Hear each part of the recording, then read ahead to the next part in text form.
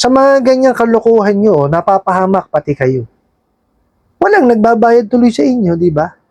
Oh. Tingnan nyo yung mga harassment na ginagawa ninyo. Ano idinudulot sa tao? Di ba? Oh, nagkakaroon ng anxiety, depression. O, paano makakapaghanap buhay? Paano kayo mababayaran? May nagtanong sa akin, Boss Ray, gandang umaga po. May ganyan na rin po akong natanggap na text. Halos hindi ko na po alam kung anong gagawin ko po. Regarding po sa mga cellphone numbers na ginagamit po nila. Laging iba po ginagamit sa pag-text at sa pagtawag. Hindi rin po sila nagpapakilala kung anong oras sila. Salamat po sa magagandang paliwanag niyo po, Boss Ray. Napakagandang katanungan po nito, no? Pero bago natin siya sagutin, imbitahan ko muna sana kayo na pakisuportahan po yung aking mga social media accounts sa YouTube, Facebook, and TikTok. Alright, ganito po yan, ano? Sabi nyo nga ho, ipaiba-iba sila ng number na ginagamit, no? Sa pag-message sa inyo at sa pagtawag at hindi rin ho nagpapakilala. Okay. Doon ho sa sa mga numbers na sinasabi niyong paiba-iba, gumagamit ho kasi sila ng technology, no? Ito rin ho yung ginagamit sa mga call centers, no? Ang tawag po doon is VoIP or Voice over IP, no? Yun ho yung ginagamit nila, no? Ito, alamin ho natin kung ano po yung yung Voice over IP, no? Voice over Internet Protocol or VoIP is a technology that allows you to make voice call using a broadband internet connection instead of a regular or analog phone line. Alright. So, yun po ang ang pagkakapaliwanag po ni Google, no? So, gumagamit daw po siya ng internet connection. So, instead of yung using po yung tawag natin yung regular na telepono, no? So gumagamit po siya ng internet, no? Ang pagkakaalam ko ho dito, marami talagang mga SIM cards 'yan. So kaya pa iba-ibang number ho yung lumalabas sa inyo. Yan din ho ang gamit ng mga call centers, no? Sa pagtawag ho nila sa mga kliyente nila. Ang pagkakaalam ko kasi diyan yung tuloy-tuloy ho yung tawag, no? Tapos pagka may sumagot sa kabilang linya, tsaka ho papasok dun sa next available ho na na agent, no? Dito kung sa Ola, yun nga sa Ola collectors ko, no, dun ho pumapasok, no?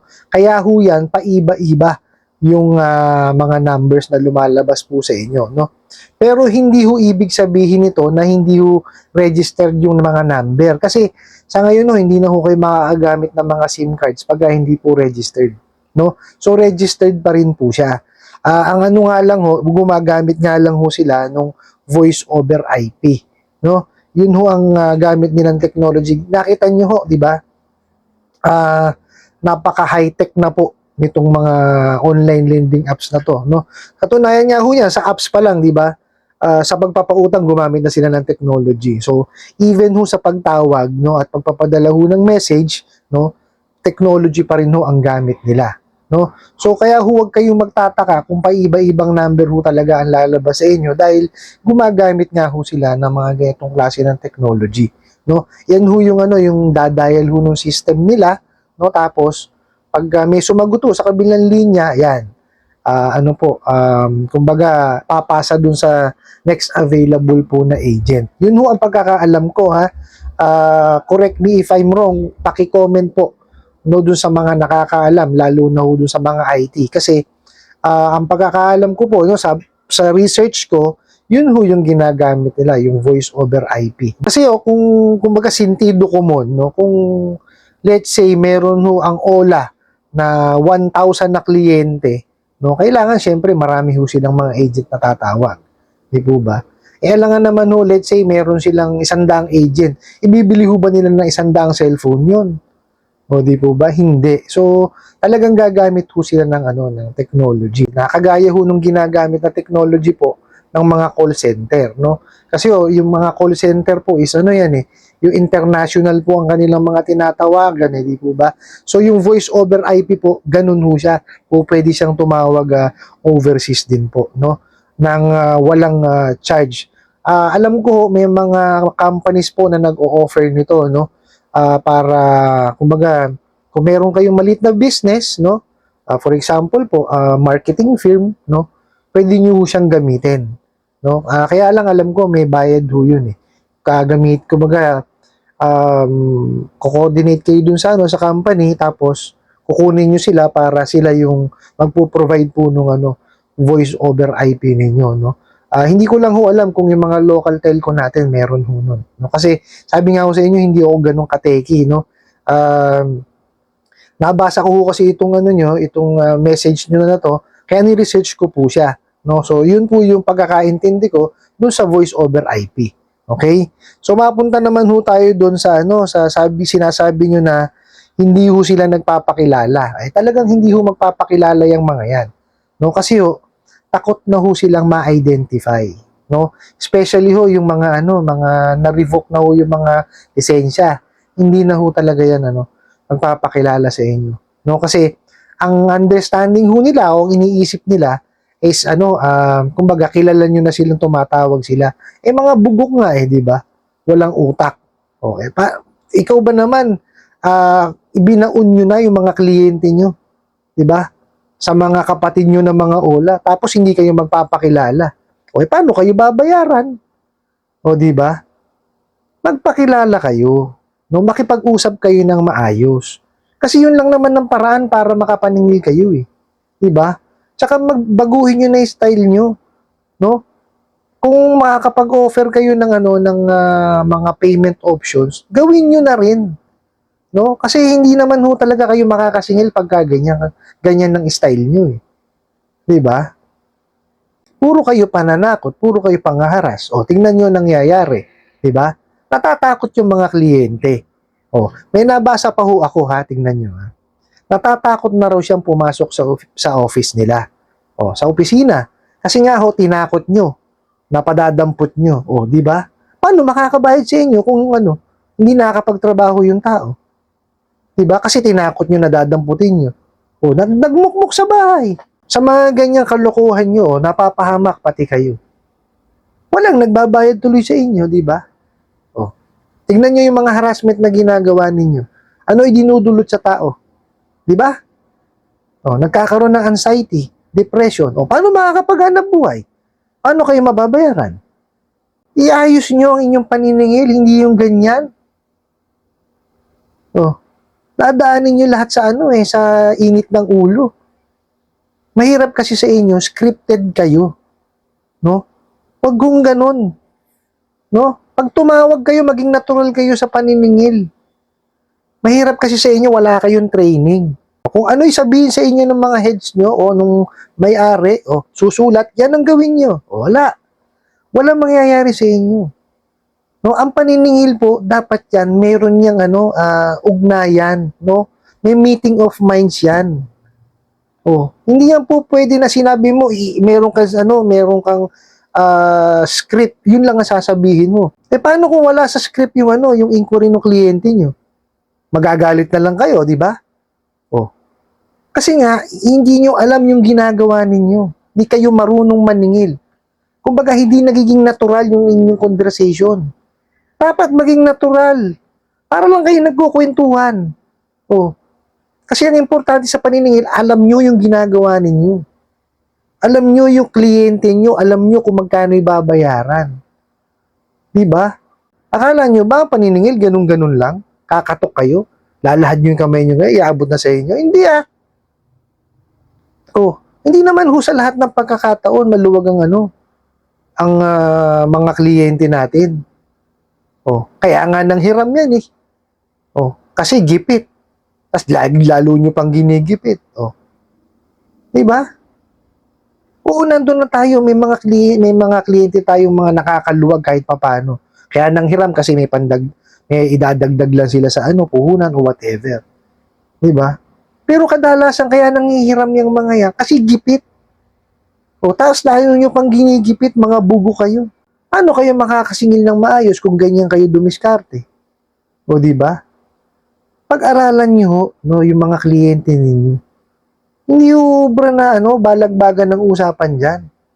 Natural ho, no, sa larangan ho ng lending, financing at bangko o sa utang, no, na meron talagang mga kliyenteng matitigas ang ulo. No, given yun. Ano kailangan yung gawin? Makipag-usap kayo ng maayos. Madadala nyo sa hilot yan. O, kung hindi nyo na talaga kaya sa hilot, meron naman kayo mga abogado. Meron naman ho tayong korte. O, didaanin natin sa legal. Di ba? Hindi yung kagaya niyan. Dadaanin nyo sa takutan. O, ayun ang nangyayari. O, pag na-depress at nagkaroon na anxiety yung mga kliyente ninyo, o, hindi, syempre, hindi na makakapasok yan. Paano kayo babayaran? O, di ba? Hindi nyo kasi ginagamit kokotin nyo eh. Akala nyo ang paniningil, patapangan, hindi ho. No, ang paniningil ho, gumagamit ng utak yan. O kung lagi nyo gagamitin ng ano nyo, ang tapang nyo, wala mangyayari sa buhay nyo. Mario Joseph, nasa maling industriya kayo. No? Maling-mali ho yung ginagawa nyo diskarte na yan. No? Tsaka kayo pagtatawag, magpapakilala kayo. O, paano kayo babayaran kung di alam kung sino babayaran nila? O, di ba? Buti ko kagaya kayo namin na pupunta sa bahay. O, kami, pag nagpunta sa bahay, may uniforme na, may ID pa. O, kaya makikilala kung taga saan kami. Eh kayo, di ba? Tawag lang kayo ng tawag. Puro kayo bugo. O, napakatamad na trabaho niyang ginagawa niyo eh. Di ba mo, pag may pumasok na tawag, tsaka lang kayo sasagot. O, di ba? Ganun katamad ang trabaho niyo. Diba? Hindi na kayo nagdadial dahil nga gumagamit nga kayo ng ano, voice over IP. Oh, 'di ba? Wala na, hindi niyo na tinadial. Oh. Mario Joseph, trabahong tamad. Hindi ganyan ang paniningil. Ano kayo ng kamote, oh. Doon ho sa nagpadala ho nung tanong, wag niyo hong pansinin yung mga ganyang klaseng pananakot at pangaras nila, no? Ang gawin niyo ho, pagtuunan niyo ho ng pansin is yung inyong hanap buhay na makapag-provide ho kayo sa pamilya ninyo, no, at unti-unting ipon ho kayo nang mabayaran niyo ho yung mga bugok na ola na yan, no? Bayaran niyo sila once, no, one time lang. Ipunin niyo, bayaran niyo siya one shot, no? Message niyo sila, tapos nakaan niyo ako, no? Ganun ninyo, no? Wag niyo na hong hayaan na ano na kumbaga tumagal pa yung panahon ng panghaharas nila sa inyo. Ano po? Ano na tayo? I-ignore nyo lang siya ng i-ignore. Kaya lang, aatimin nyo ho ba na, ano, na pati yung mga contacts na nanakaw sa inyo, sa phone book ninyo, magguguluhin din ho nila. Hindi ho matatapos yan. No, para matapos ho yan, no, gawin nyo, bayaran nyo. No? Tsaka inform nyo ho yung mga, ano, mga contacts ninyo na nasa phone book ninyo, na ninakaw nila, na, ano, na pasensya na kayo kung may message kayo, matatawagan kayo ng mga hola kasi nagipit kanyo kayo, no? Unahan nyo na ho. Kasi maintindihan naman ho kayo ng mga yun eh. Di po ba? Kaya nga ho nasa phone book po ninyo eh. Not unless so, ito ho, isa pang ano ha. Kasi yung mga ano, mga hola na yan, grabe mga technology ginagamit niyan. Biruin nyo, pati ho yung mga ano ha, mga tumatawag sa inyo na, yung let's say, hindi nyo kakilala, may tinawagan, pati yun natatawagan. Oh. Oh, for example, number ng maestra ng ano nyo, anak ninyo, tumawag sa inyo. Oh, pati yun matatawagan. Kahit wala sa phone book ninyo. Basta yun, nasa call logs nyo. Tatawagan ng mga bugok na yan. Nanakawin nila yun. O, di ba? Ganun ho ka-high-tech yung mga hinayupak na yan. O, di po ba? Kaya i-secure nyo ho, no? Social media ninyo, yung mga laman ho ng phone book po ninyo, no? Huwag yung basta-basta na ano yun. Tsaka, pagka ho kayo manghihiram talaga, huwag na ho sa kanila, no? Huwag nyo na ho silang tangkilikin. Doon ho kayo sa mga lending, financing at bangko manghiram. Ano po, mag-build ho kayo ng inyong credit standing, no? Para ho kahit papano, malaki-laki na mahihiram ninyo, mahaba pa ho yung termino. Di kagaya dyan sa mga yan, no? Maliit na makukuha ninyo, ang laki pa ng processing fee, ang laki ng interest rate. Hindi explain sa inyo yung obligasyon ninyo. Napakarami yung batas na nilabag niya mga yan. O di ho ba?